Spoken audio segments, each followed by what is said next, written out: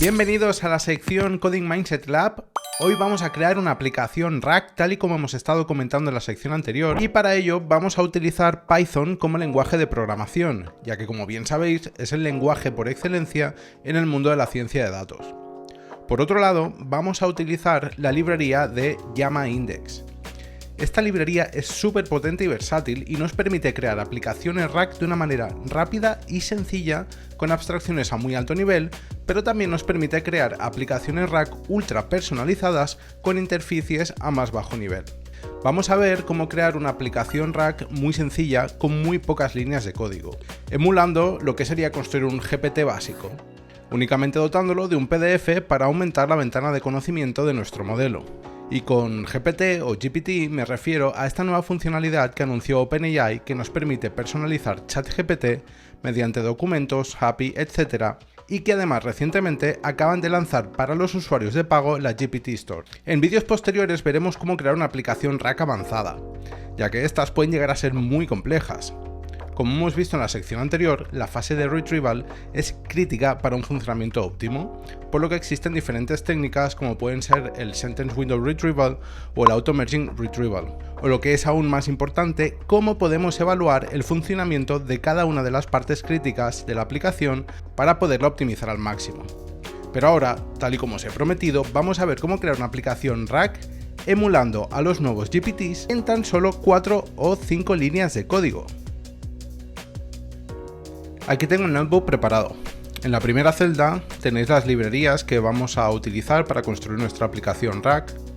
Comentaros que YamaIndex por defecto utiliza el modelo GPT 3.5, por lo que será necesario disponer de una API Key. Realmente podemos utilizar prácticamente cualquier modelo, incluso modelos open source, open weights, que veremos en los siguientes vídeos. Por ahora, para mantener la simplicidad del ejemplo, vamos a mantener el modelo que utiliza YamaIndex por defecto. Vale, a continuación lo que voy a hacer es crear una carpeta llamada data. Esto forma parte de la preparación de nuestra aplicación. Vamos a crear una carpeta llamada data y voy a subir el PDF, que lo tengo por aquí preparado, que vamos a utilizar para nuestra aplicación. Este PDF es un paper muy reciente al cual nos propone una nueva arquitectura llamada Mamba, que a priori obtiene un rendimiento mayor a los actuales transformers.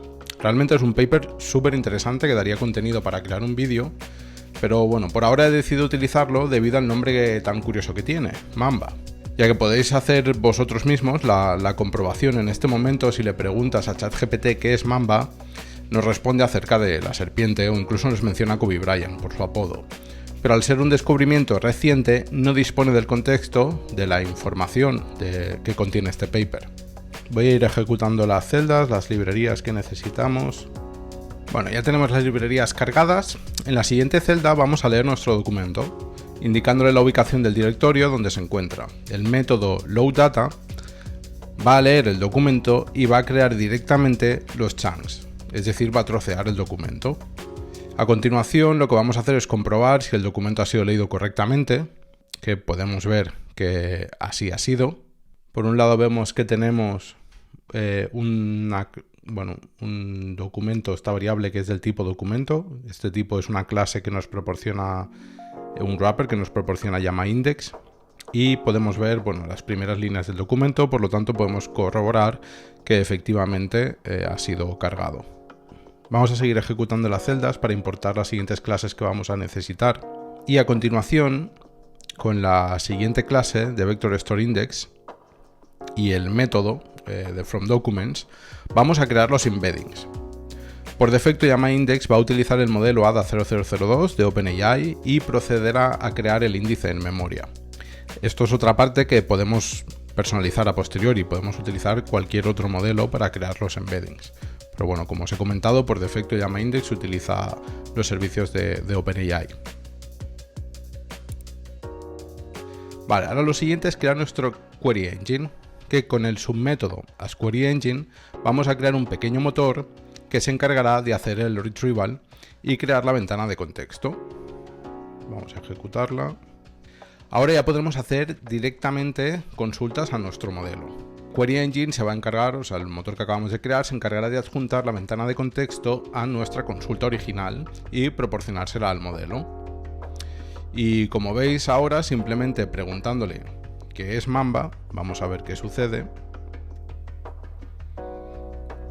Correcto, como veis, simplemente preguntándole qué es Mamba, sin aportar mayor contexto, que lo normal sería que entendiese que nos referimos a la serpiente en general, o incluso podría ser Kobe Bryant si le preguntáis a GPT, es lo que os va a decir, pero aquí sin aportarle mayor contexto, como hemos hecho el retrieval de la información que tenemos en nuestra Rack App, que ahora mismo es solo el paper del cual habla de Mamba, ya nos dice que Mamba directamente pues es un modelo state of the art, bla bla bla bla. O sea, solo con preguntarle qué es Mamba sin darle mayor contexto ha sido capaz de entender a qué nos referíamos, ya que es el único contexto que tiene y que le hemos proporcionado.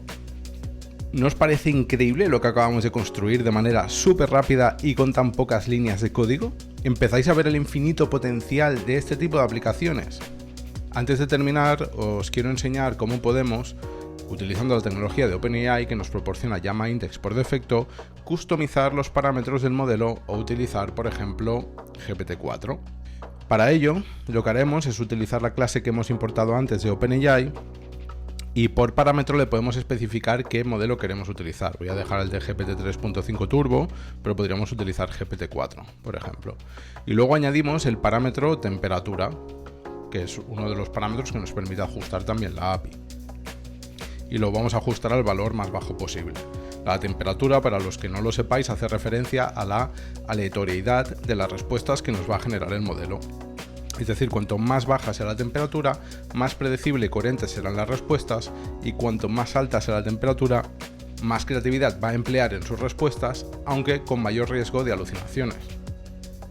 También podemos configurar cualquier otro parámetro que esté disponible mediante la API de OpenAI, como podría ser el número máximo de tokens que queremos utilizar, etc. Para ello, una vez tenemos configurado nuestro modelo, lo que vamos a hacer es crear un Service Context utilizando la clase Service Context. Le pasamos en este caso por parámetro la configuración del LLM que acabamos de crear.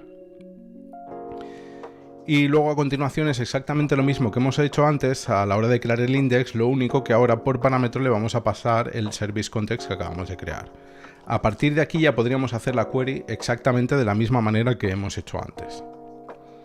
No voy a repetir el proceso porque es exactamente igual. Y para terminar, lo que os quería enseñar también, como bien hemos dicho, los índices por defecto los va a mantener en memoria, pero esto no es lo que queremos, ¿no? Sino cada vez que procesamos un documento tendríamos que volver a crear los embeddings, etcétera, etcétera, y lo que nos interesa es persistir toda esta información. De momento la vamos a persistir en disco. ¿Cómo hacemos esto? Es muy sencillo. Una vez tenemos el índice creado, utilizamos el método storagecontext.persist y esto lo que va a hacer es crearnos una carpetita en la raíz donde estamos ejecutando el proyecto llamada storage, con toda la información y toda la metadata. Ahora, si lo vemos por aquí efectivamente nos aparece nuestro vector store, que estamos utilizando ahora mismo el disco local para ello. Para poder utilizar la información del disco local, lo que tenemos que hacer es cargar toda esta información del índice. ¿Y esto cómo lo vamos a hacer? Pues utilizando la clase storageContext from defaults, le pasamos dónde se encuentra nuestro vector store, el directorio donde se encuentra, que en este caso es storage, el que nos crea por defecto, y pues cargamos el índice utilizando la clase, el método loadIndexFromStorage, pasándole el storageContext. Y luego a partir de aquí a continuación, otra vez podemos hacer las consultas creando nuestro Query Engine. En vídeos posteriores, cuando veamos técnicas más avanzadas y veamos cómo construir aplicaciones RAG que podamos poner en producción, veremos otro tipo de vector stores, como puede ser Chroma o como bien puede ser Pinecone.